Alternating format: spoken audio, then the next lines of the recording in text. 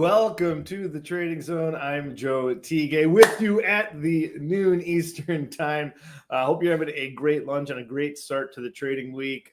We're going to be here every week at noon, but we might have some quick pointers out in the morning, quick VIX discussion in the morning. Anyways, great to be here with you all. Brian, how are you doing this morning?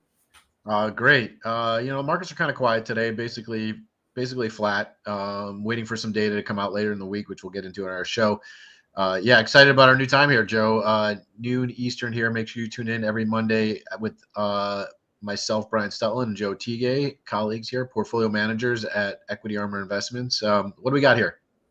Yeah, well, so of course we're following volatility like we do. We're getting a tick up in volatility this morning. Not a lot going on in the market. The volatility ended the week last week very low. Just reminding everyone we're heading into September. September is a month of heightened volatility. Yeah, we like looking at this graph all the time because it kind of gives the chart of events. And there's been this little bit of lag before volatility sort of changes course when we get some news, and there's sort of some time to adjust. It doesn't happen instantaneously. Although we tend to think that volatility leads the way, but you can see the basically the jobs revision has led to lower volatility now in the last couple of months. Maybe it's just the summer season as well, Joe. I would expect volatility sort of pick up in the typical season of September, October. So we're preparing for that. Yeah, I mean, the fun thing about this is this next point, this next spot, I don't know what it's going to be, really. Like, a lot of these things we just came out of nowhere, very surprising. Even if you were following all these things, you were kind of surprised by the fact that they happened or the market reacted to them in that way. So it's going to be surprising, this next point. I suspect there will be one, if not in September, late August, or sometime in early October. There's probably going to be an event we're don't really have our eyes on, but we should be ready for anything just in case.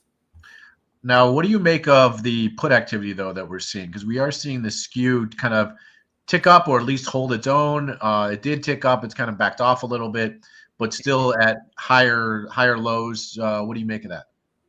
Yeah, this is just a trend we've been seeing for all year long, going back 2 years now when volatility is coming off. This tracks the VIX very closely. Of course, this is the put activity 1 month out of the S&P 500 compared to the call. So 25 delta put versus the 25 delta call. Right now, people are not so interested in bidding up the downside put, or maybe they're a little more interested in calls comparatively. So anytime we get offside one way or the other, you kind of see a correction in the market or turnaround in the market. So we're getting close to that area right here, Brian, kind of a softening out. Maybe there's a little more interest in puts right now ahead of the CPI. Maybe there's a little less interest in calls. One or the other is happening.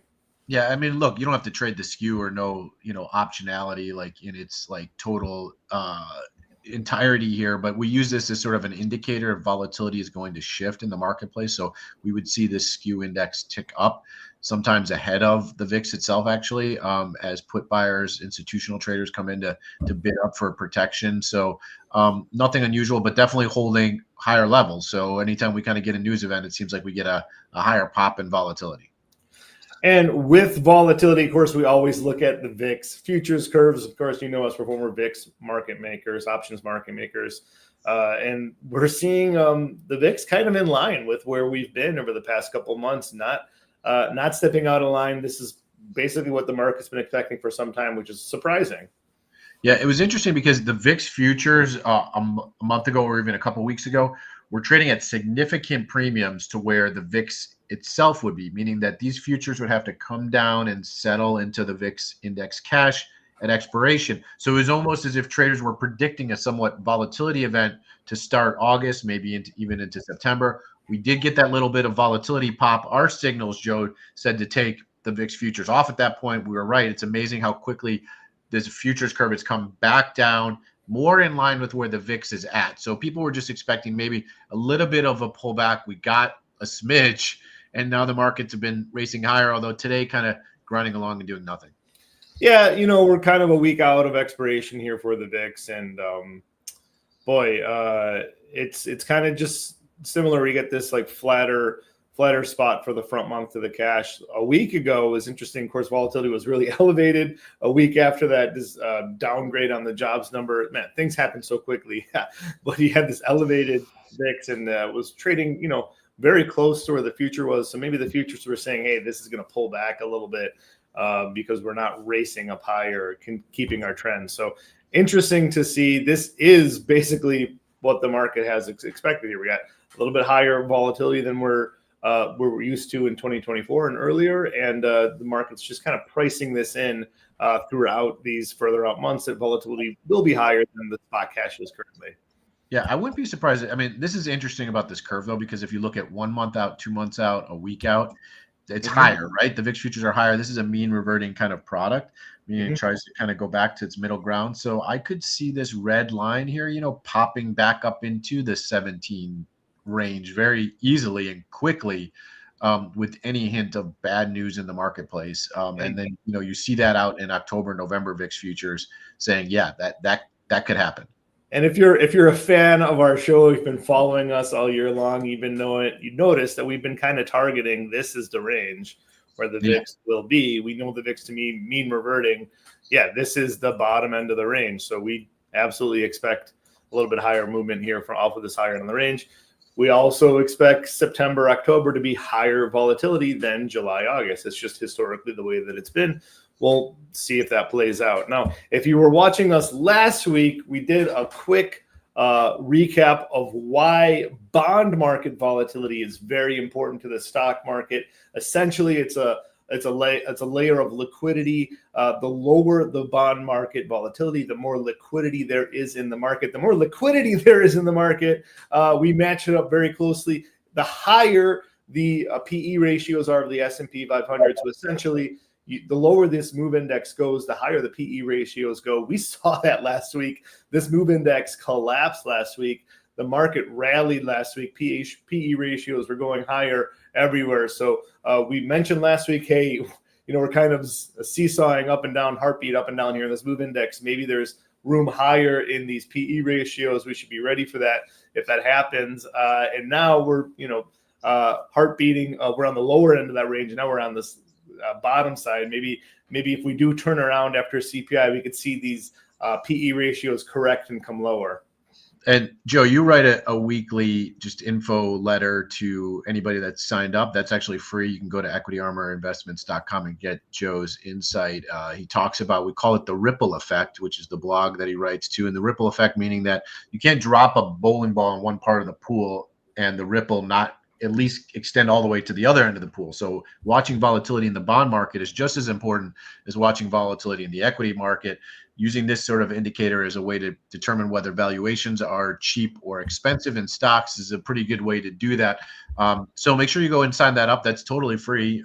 Go sign that up. We do also have a subscription that gives actual trade ideas. That's why we call it the Trading Zone. We call it our Trading Zone trades of the week with continual updates right into your inbox. So you can go, that part is paid, but you can get the free newsletter weekly by going to our site. Yeah. Help yourself. Please go ahead and check that out at your leisure. I was trying to pull it up, but it's not coming up right now. So look into that. But yeah, this is of course what's going on this week.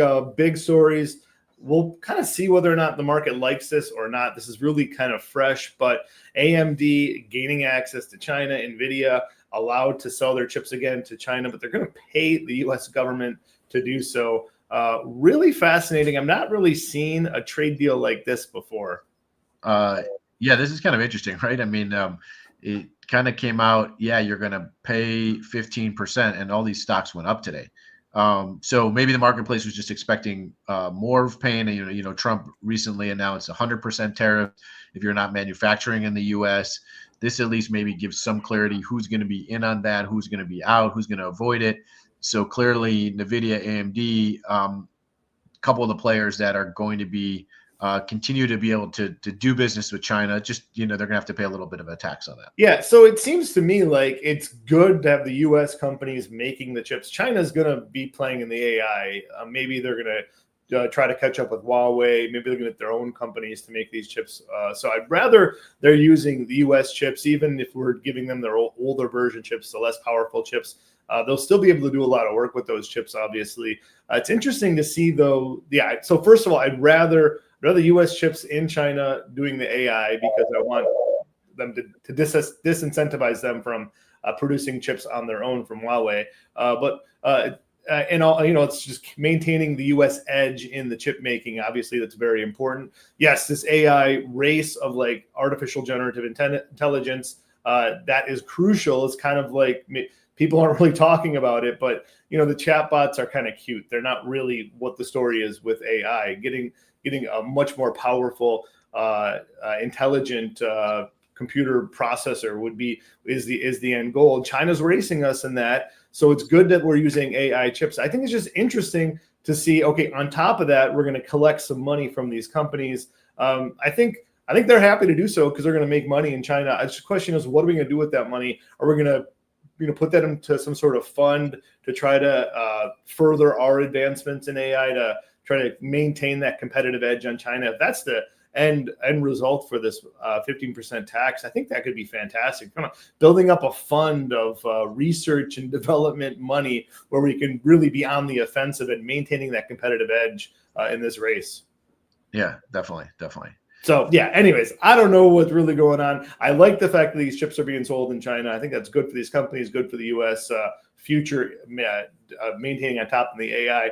But just what are we going to do with this money? That is a question I don't really have the answer to. Also, big news today. Obviously, I don't have the answer to this either, but we're having more talks here with Ukraine, Russia. It'd be fantastic, obviously, if this were to get done. I think there's a lot of skepticism right now whether or not that's going to happen. Yeah, I know in here the headline is that Zelensky is rejecting ceding land. To me, it just seems sort of silly. Like, yeah, what you're just going to say, Russia give it back, and then Russia, let's just make a peace deal. I mean, Russia went on the offensive for a reason. I'm not saying they deserve to get the land. I don't know, like, really what you do. Do you just keep fighting till you get the land back because Russia's not going to stop? So at some point, if you want to call it truce, unfortunately, you have to admit you kind of lost, right?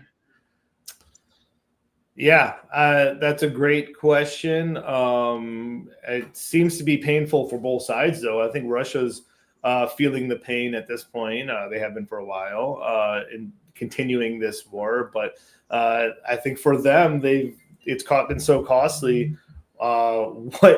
What is going to be the goal? If they just go back to where they were before they started the war, it would be seemingly impossible for them to say we've expended all this money, all this blood, and nothing happened for it. So yeah, I think Russia has to get something for them to do it. I mean, while by the way, they happen to be occupying that land, so it doesn't make sense that they would not be ceding land if there was going to be a deal. But if Ukraine just says we'd rather keep fighting, yeah, that's I guess their prerogative. But maybe Trump has some cards up his sleeve saying, hey, we're not going to fund you to do so. Yeah, it's just a shame that so many people are losing lives over this, and it really hasn't gone anywhere.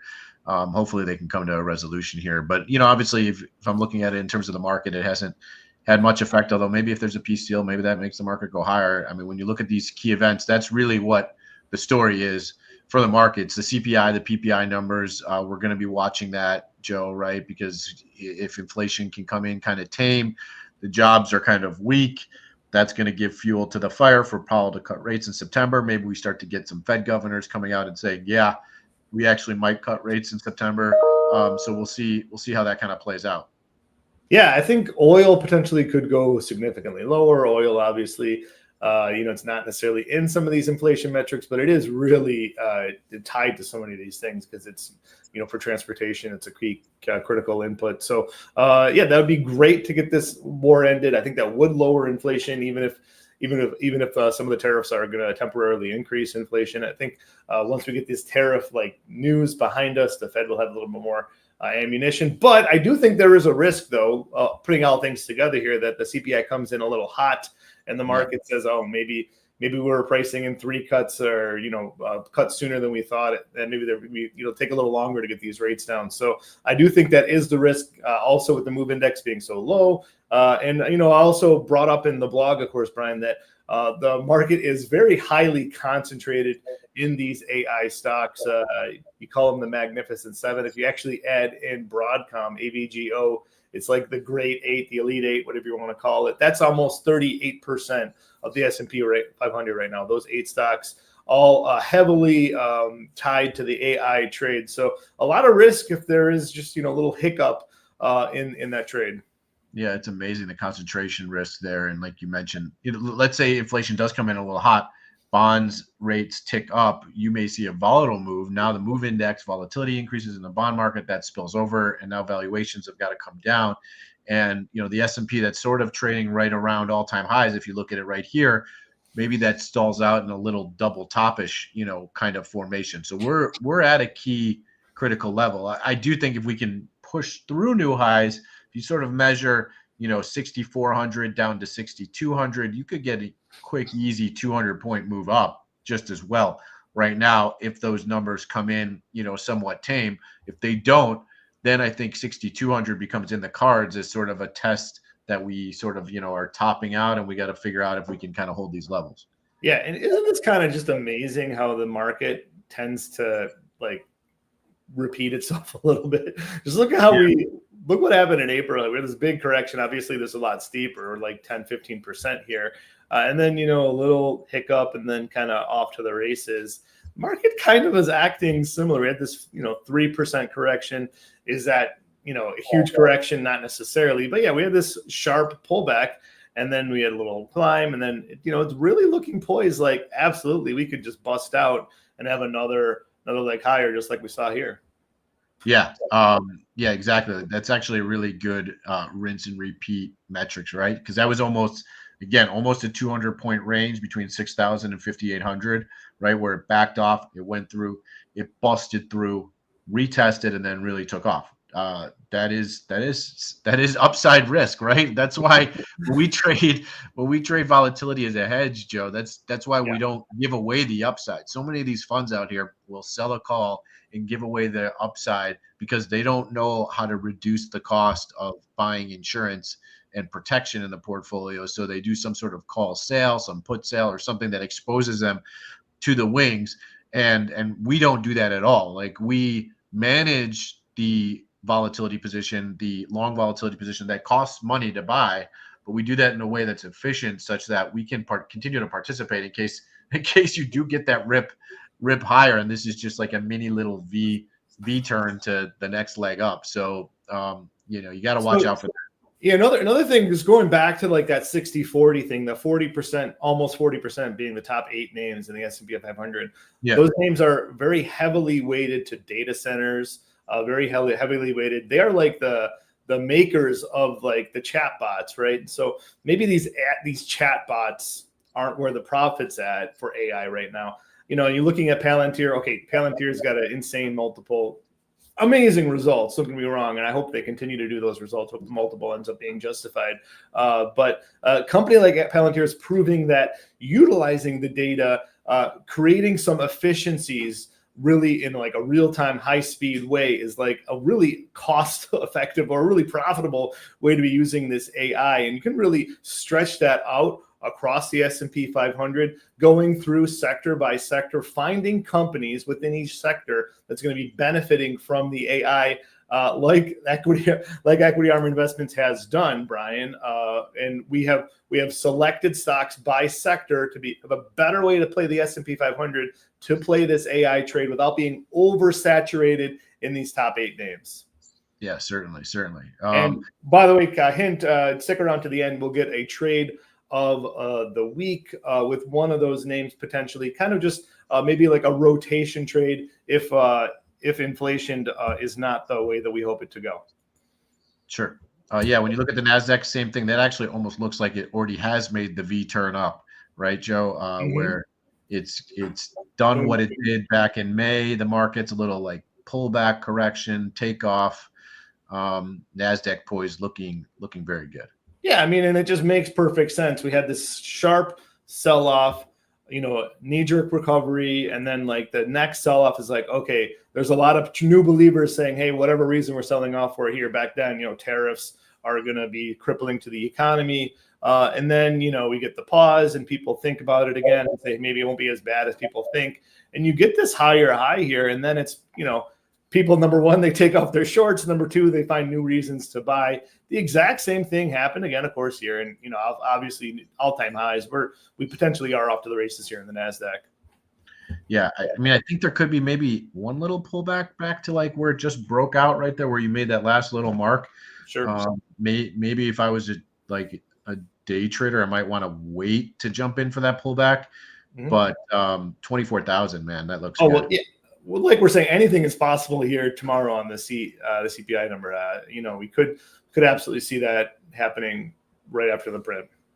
Sure. And but just Maria, these sell-offs have been bought though. Just kind of pointing that out. There sometimes can be a rotation, hinting to the trade of the week. So we'll be watching out for the potential for that too. Of course, the semiconductor index, we got the same story going on. Love to see it make a new all-time high. Very similar to action to what's going on in the S&P 500. But this was just a crucial level here, Brian. Getting through this area here, very impressive rally here. Over late spring, early summer. So just absolutely loving this, and we're maybe even just staying up here at this level for some time would be good. But obviously, best case scenario is new all-time highs. Yeah, certainly semiconductors leading the market, really. I mean, almost leading Bitcoin, really. It told us that Bitcoin was going to make new all-time highs, which looking over at the screens here, 120,000 on Bitcoin now. The semis leading. Those two things have kind of like moved lockstep with each other. Mm-hmm. So, and then boom, Mag 7 index. We talked about this lagging, Joe, and now it's finally busting out. Does this mean the entire market is moving higher? Yeah, well, it absolutely. I mean, this is 40% of the market. So, yeah.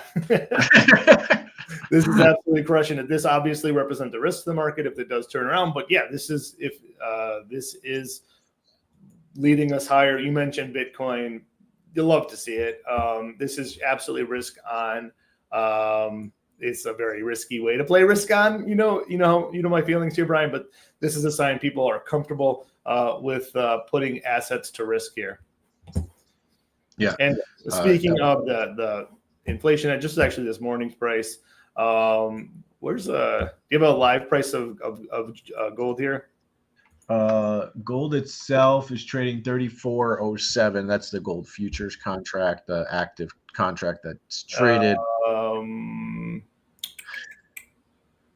Yeah, so it's a little lower today. So down about 310. So we're watching this as we go. But yeah, this is certainly a sign. If inflation turns out, I guess it kind of depends. This might not be inflationary, CPI dependent. I think it's more what the Fed's reaction to the inflation data is going. Although it could be a hint, Joe. I mean, gold's down 2.4% today. So, maybe this is just traders selling the rumor of that the CPI number is going to come in weaker than expected, and inflation is not going to be as hot. Or maybe they're saying the Fed will not be able to be as dovish because inflation is. Yeah, so that's kind of the thing. It's for me. Is the Fed ahead of inflation expectations or behind? Is kind of me as the way I'm playing gold. Like if the gold traders think the Fed is too dovish compared to where the actual inflation data is, I think gold will be higher. Yeah, well, I mean, certainly gold has this range. If I was like a little trader on this, right? You see GLD get above 315. I'd probably be a seller. It gets down close to 300. I'd probably be a buyer using probably like a call spread though, in case it breaks the 300 level and moves significantly. I'm definitely a long-term bull here because I'm leaning on the side that the Fed is going to be a little bit too dovish compared to where the actual inflation is. Okay. Yeah. I mean, look, that's where they've leaned for, under Powell forever. So yeah, why not? Maybe it just needs like a breather, like on a fundamental reason, that's been so anti-fiat currency, which is gold, that it just has need a little breather for like the money to keep getting printed. Yeah. So maybe the Goldilocks CPI for gold is in line with expectations, and the Fed can say, okay, we won. There's no more inflation. So yeah, I'm not sure. We'll see how it plays out, though. I do want to talk about the CPI number on our trade of the week, and I kind of think if it's in line or worse We might see a little bit of a rotation trade, Brian. Might see people trading out of some of the tech into some of the safe harbor areas of the market now. But within those safe harbor areas, it doesn't mean you don't have to participate in the AI trade. I think we're all thinking so hard about NVIDIA of the world and the data centers of the world, but there's more in the ecosystem about AI, Brian. There is you have to power the AI. You have to be able to turn the lights on for these data centers. You have to be able to turn these machines back on, get back in there and keep them running, Brian. So I'm looking at utilities. Now these are going to do fine no matter what. If these chatbots, if the AI trade is a big flop, the utilities are still going to be making money. So I'm thinking if there's a potential for a short-term rotation, I'm looking at CEG. They had just fantastic earnings last quarter. They weren't really rewarded by them at all. So I'm just going to be playing it to modestly play to the upside. Now for a utility company, obviously it's had tremendous growth lately, but they're another shocking thing for a utility company is their options implied volatility is super high. So to play to the upside, my way to do that, Brian, is to play it with an iron condor. Before I get into that, just looking at this chart here, I'm going to play it through September 19th expiration. 350, of course, previous all-time high. We're currently at 330.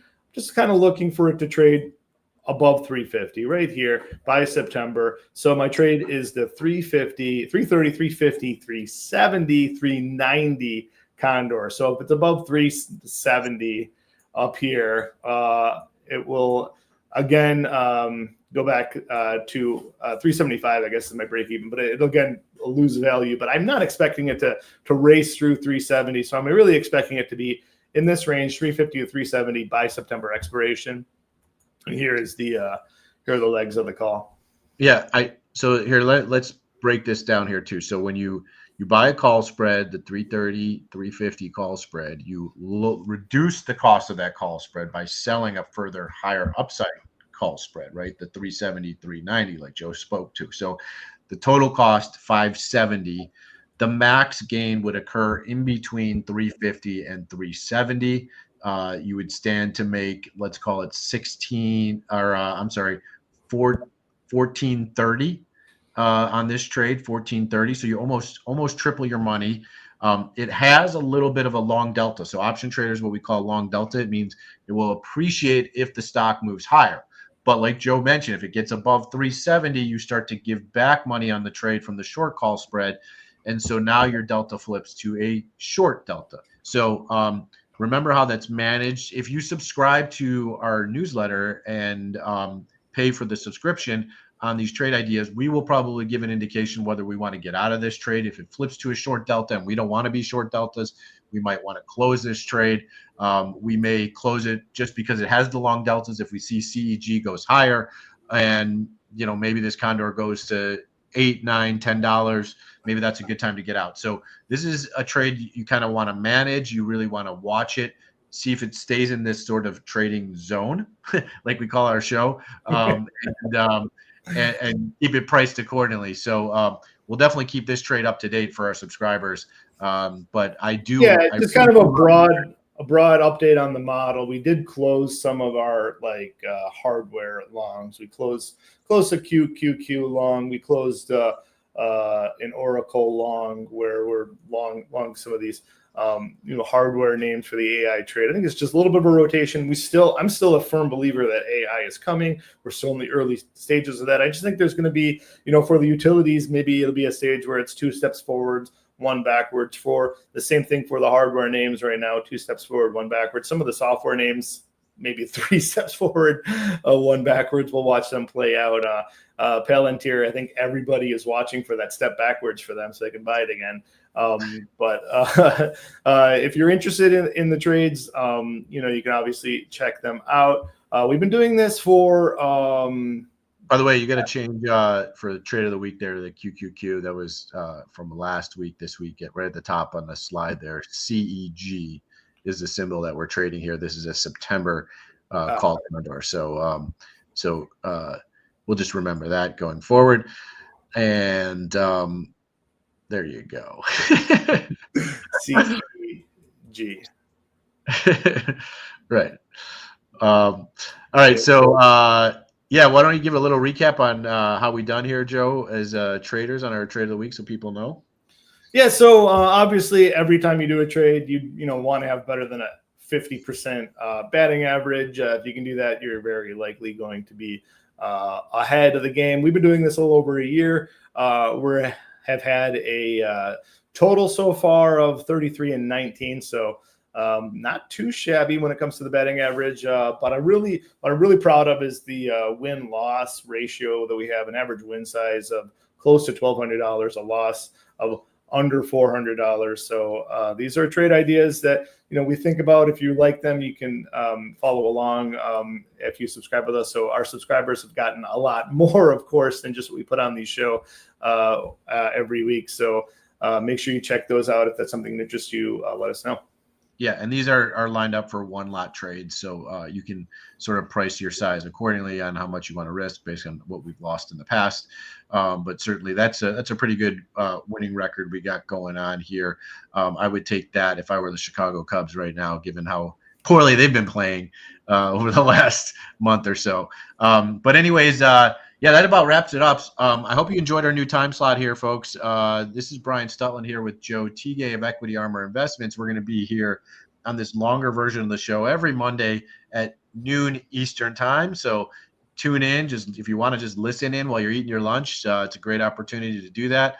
We're excited about the new time slot, give you updates throughout the day on the market, plus all our trade ideas and whatnot going forward. So we will catch you next week at noon Monday Eastern time. Catch you then.